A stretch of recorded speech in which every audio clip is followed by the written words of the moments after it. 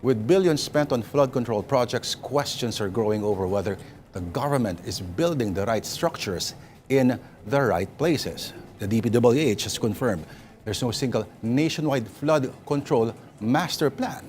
Pero meron, di ba? While new proposals are emerging to better coordinate projects, particularly in flood-prone areas.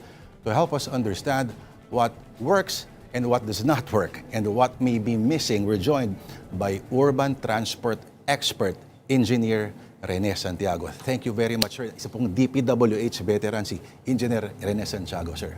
Magandang gabi po, sir. Magandang gabi, Lord. Alright. Kayo ho ba ay, siguro nung nasa DPWH kayo ng mga dekada 60, may hinagap ba kayo kung anong magiging itsura ng Maynila o Pilipinas mga 2026? At ito ho ba yung envision ninyo? Yung envision, yung forecast namin na mangyayari, we're all exceeded. And in the sense we never followed anyway what were prescribed. Sa flood control, ang base niyan palagi is river basin. Sa Pilipinas, there are 17 or 19 river basins. So yung plano mo, bawat basin may separate plan. Nung panahon na namin, ang unang inasikaso namin yung Bicol River Basin at saka Metro Manila. Bakit po Bicol? Well, it is a nice basin. It's a poor area at that time. And we want to experiment not only river basin planning, but regional development of a poor area. Ayun yun. Nakita niyo po ba yung master plan na ginawa nung 2013? Yung panahon po nila President Aquino, yung ginawa po ng DPWH sa ilalim ng Babe Sing Zone, yung parang matagalan hanggang 2035 na flood control master plan. Ano po masasabi niyo ron, sir? Babes was in the right direction. In fact, he mentioned that really it has to be based on river basin. Sabi niya, nasimulan na nila yung mga plano noon, no? Hindi lang ata natuloy. And part of those plan include the retention basin, no? Iyan po. Dahil sa dami ng tubig, lakas, kung minsan hindi mo talaga mapigilan, pigilin mo, i-stuck mo muna sa Yung retention po retention. yan, na ginagawa po ng mga bansang tulad ng Singapore kasi magagamit pa nila yun. Kasi ang idea po natin ay, yung kabaliktaran ng retention ay yung pinapaagos mo, paano ko yung aagusan ay wala nang pupuntahan? Parang ganun po. Okay. Kasi ang nangyari halimbawa dyan sa Marikina Valley, sa itaas niya yung batasan pambansa. Yung pababayan. Opo. Nung araw nung pinaplano na yun, walang kabahay-bahayan. Kaya yung tubig, ina-absorb ng lupa. Nung natakpan lahat yan, bibilis talaga yung daloy ng tubig. Kailangan mo ngayong medyo pigilan para hindi bahain agad sa ibaba. Kailangan mo ng mga retention basin. Opo. Ang retention basin po ay, alabawa, yung tinayo daw sa, meron daw sa Marikina, meron sa may BGC, malapit sa mga mall. Ito raw ay parang napakalaking balon Yes. na magsustor ng mga tubig baha. Para kung may tangking napakalaki. Opo, o yun po. Yun. May mga design na gano'n. Ang BGC, magandang kanyang pagkakaplano. Kaya kahit pa paanong malakas, hindi naiipon yung tubig, nawawala agad. Nagtatago. Okay, ito po nangyari sa EDSA recently. Potholes pa rin ho ba ang may kasalanan kung bakit bumabagal yung daloy ng trapiko in some areas? Alam mo, pagka tagulan, babagal ang takbo ng area. No? May mga section sa EDSA kahit na hindi tagulan, babagal. Dahil sa yung mga sasakyan nagkahambalang na gano'n. No? May mga turn left, meron turn right, yung mga roadside friction na tinatawag. Example po sa Mega Mall. Oo. Ang daming gusto pumunta ng San Juan, Ortigas, papuntang dito sa Kapakaliwa. Magkikiskisan sila nung padiretso. In fact, mabilis ang Makati papuntang Guadalupe. Pagdating mo dyan sa Mega Mall, biglang babagal. Kasi nakasakal sa ilalim at saka sa taas. Okay, tuloy po. Tapos, maliliit lang na mga solusyon, pwedeng gawan ng paraan. Okay, pero nag-uusap kami kanina ni Engineer Santiago kung bakit nasisira yung supposedly bagong teknolohiya na aspalto na 100% waterproof daw, supposedly Japanese-made technology. Pero eto ka, sunod-sunod ng mga araw ng ulan, nawasak. At agree siya sa sinabi ni Secretary Vince Dizon na ang may kasalanan daw ay nakababad sa tubig, sir. Ang number one kalaban ng pavement, whether asphalt or concrete, sa daan, lack of drainage. Apo. Yan ang uunahin mo na hindi mag-iipon ng tubig sa EDSA. Matagal nang may problema ang EDSA sa drainage. In fact, yung unang plano, sa tingin ko, sa tanong-tanong ko sa mga kakilala ko sa public works, Apo. may kasamang drainage yung unang plano. Kaya pala napakahaba na abutin ng 3 taon. At saka 18 billion pesos yung unang estimate. We're talking about yung reblocking na recent. Hindi reblocking yun. Ang unang reblocking nangyari noong time ni Bayani Fernando. Okay. Ano nga ba ang definition ninyo ng reblocking? Ang reblocking is para kang sa iyong banyo, may mga block kang nasira yung tiles. Tinanggal mo yung... Tatanggalin mo yung tiles lang nasira. Opo. Tapos papalitan mo. Siyempre, sa dami ng mga tiles mo ng ibang lugar, papalitan mo bawat isa yon, mabilis nga lang. Pero makikita mo, hindi Hindi pantay. pantay. Yun ang hindi totoong reblocking yun. Well, yun ang tinatawag nilang reblocking. Paborito ni nung yung maong BF yan. Opo. Pero at that time, inaway niya yung unang rehab plano na pondohan na ng ADB na katulad nung huling 18 billion plan. Opo. Talagang mula dulot ko may drainage. Hindi tinuloy dahil baka raw masaktan magkaroon ng problema. Talaga namang sisikip ng konti yung trapiko. May konting pain. Andito na tayo ngayon. Oo. Oo. You can never get something without paying a little bit of price, a little sacrifice. Natapos yung MRT3 dyan, nagsakripisyo ng traffic. Kailangan talaga ayaw nila ng sakripisyo. Tinanggal yung 18, ginawang 6 na lang ata daw. Bagong paraan daw yun. Nung tinitignan ko, kaya parawan, hindi naman mali yung 18 Tinanggalan ng maraming component doon sa 18, kaya naging 6. At may kinalaman sa drainage. I think lahat ng tinanggal yung drainage. Kaya ngayon, yung bagong asfalto, masisira at masisira yan. Oho. Yung sinasabi niyo pong drainage sa EDSA, gaano kababaw lang po yun? Alam mo, yung makikita mo sa kalye kung minsan merong drain na pipe na pababa. Barado karamihan yung pipe niya, kailangan lakihan mo.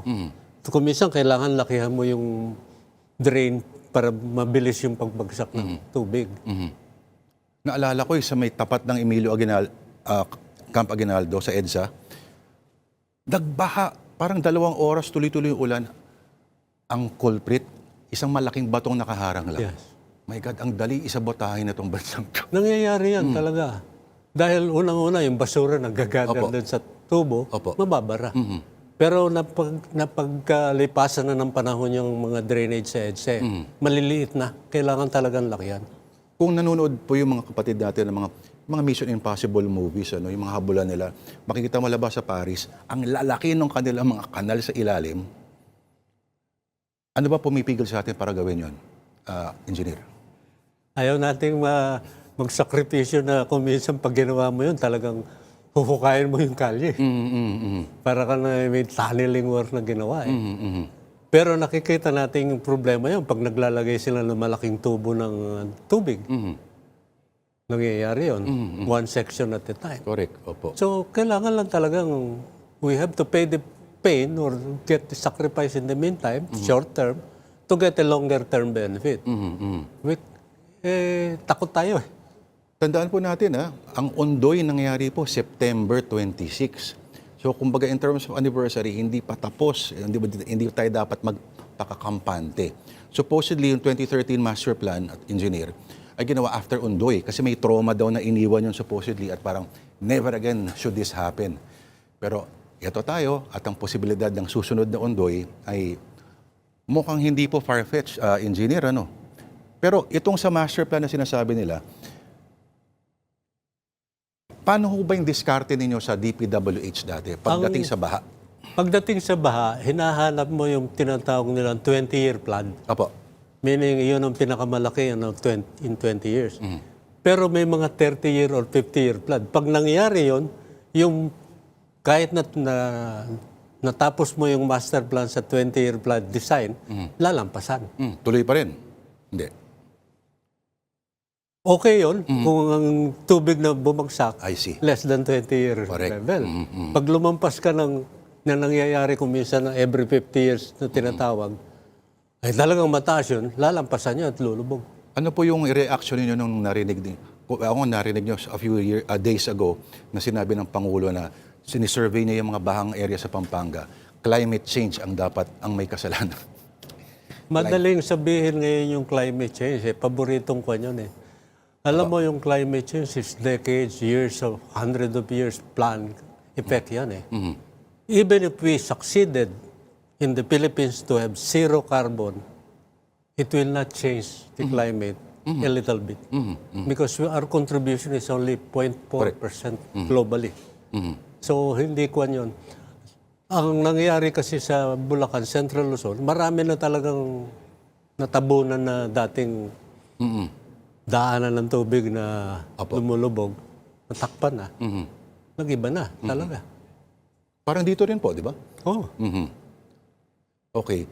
So, ang Jakarta, ang Indonesia, meron silang master plan na, ang master plan po nila ay, wala nang pag-asa to, magtayo tayo ng bagong capital. Yeah. It's a long-term thinking. Marami nag-criticize doon. Metro Manila will face the same thing. Correct. By 2075, ang prediction nila, malakalubog ng 1 meter ang Manila. Kasi mababa yung rising sea ng water.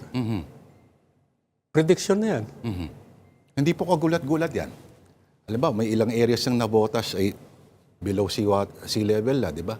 Ang nabotas is natural Totoo po. na coastal na talagang lumulubog. Tinabunan natin ang mga bahay. Tinayuan yan. Tapos eto may mga bansang tulad ng Netherlands, nang nilalabanan nila, hindi lang simpleng ba, kundi dagat. Yung expertise sa ganun, na-i-employ ba natin yung ganun? O usapin ba ito ng pera, engineer? Pwedeng gamitin yung Dutch solution dito, but it may not be necessary dahil hindi naman tayo below the sea, unlike their country. Opo. So yun ang kanila. Kung titignan mo, mataas yung level ng dagat, pero sa loob ng city, hindi. Meron silang tinatawag na panel na ginagamit. Correct. That can be done, but expensive, no? So hindi talaga ito usapin ng kung magkano yung budget, usapin ito kung paano ginagastos yung budget. Isa yun. At saka yung solusyon na pinlano, kailangan tuloy-tuloy yun. Lalo na yung flood control, hindi pwedeng ginamit, natapos mo ito, tapos kinalimutan mo yung sumunod. Tulad nung buong master plan sa Manila, para pag lumaki yung tubig sa Laguna de Bay, kailangan merong exit na tubig kanal papuntang Manila Bay. Yun ang Parañaque Spillway. Hindi nangyari yun. Pero yung component na Napindan Channel nangyari. Yun yung ikinukontrol yung level ng tubig sa Pasig River. Pag nag-high tide sa Manila Bay, ang daloy ng tubig papasok sa Laguna de Bay. Ang Napindan Channel is such that pag tumaas yung tubig sa Laguna de Bay, haharangin naman niya yung tubig para hindi babaligtad. Long term talaga Long term. ang pag-isip mo. Ang Marikina, dahil long term yung planong na-implement ng JICA, I think lasting 15 years now, yung nakaraan, O daw, walang baha. walang baha sa Provident Village. For the first time in how many years? Kasi tradisyon na yun, tuan-tuan, di ba? Lulubog yun. Undoy was very damaging sa Providence noong 2008. Totoo po. Opo. Yung Ulysses din, ng mga, ano nga ba ito? 2013 yata po, mga ganun, 20. Basta, pero for the first time, yun nga, supposedly Marikina River mismo, ay, ano na yun, di ba? Tumaas. Pero na-control nila. Maraming, Kasi may mga natayo na silang embankment, yes. retaining wall or flood wall, na nagkaroon na ng kanilang dredging, linaliman na. And it's in the finishing stages na yung Opo. program. Pero, okay. Engineer, si Bayani Fernando dati, sinasabi niya na, napakaganda raw na bagay ng U-turn Ang gandang bagay ng U-turn na yan kasi parang ikot lang kayo na ikot. May traffic science that says na ang idea is to keep things moving, di ba? Kaya nga parang walang left turn, may mga intersections sa walang left turn, tuloy lang kasi may U-turn dun sa dulo. Ang idea kasi nun parang walang maghihintay na kumaliwa at tuloy-tuloy na daloy. Pero ang mga rules of traffic physics sa ito ba ay applicable sa isang bansa tulad ng Pilipinas? Ginaya ng lumaang bayani yung U-turn dahil rotonda ang Apo. idea niya. Apo. Hindi naman walang space sa rotonda. Opo. Tapos natutuwa yung mga tao dahil tuloy-tuloy. It works when the traffic is light. Yes. But when the traffic is heavy like sa Kwan, lalong sumasama yung traffic. Katulad nung nangyari dyan sa Marcos Highway papuntang Ay, naku. Oo.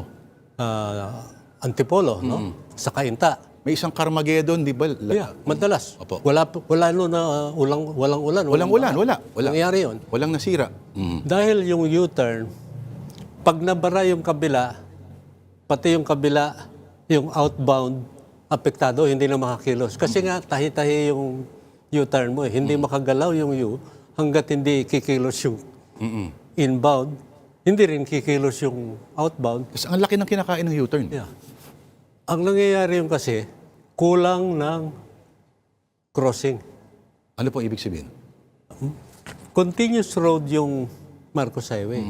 Sinara mo yung crossing. Ang nangyayari doon, yung vehicle na dapat mag-cross, U-turn mag-U-turn. pa. Opo. So sa umaga, walang problema inbound kung dito ka sa kabila. Pagdating ng hapon, problema mo kung paano mag-U-turn. Oo nga. The other one on the other side will do the same. Tinanggal natin lahat yun eh. Mali eh. Yun ang, kaya ang solusyon, the only way you can prevent gridlock situation is bring back yung natural crossing. Sir, kontrolin mo lang yun. Stoplight, pula, tigil. Konting hintay lang. Yes. I see. Walang katapusan tong usapan na to. Marami pa akong gustong itanong pero wala na po tayo oras. Maraming appreciate your presence. Thank you, thank you. Engineer Rene Santiago. Siya po siyang urban traffic engineer and many, many more. Siya po isang DPWH veteran. May kasabay siyang certain secretary. Huwag na natin pag-usapan. Maraming salamat, Engineer Maraming salamat. Rene Santiago.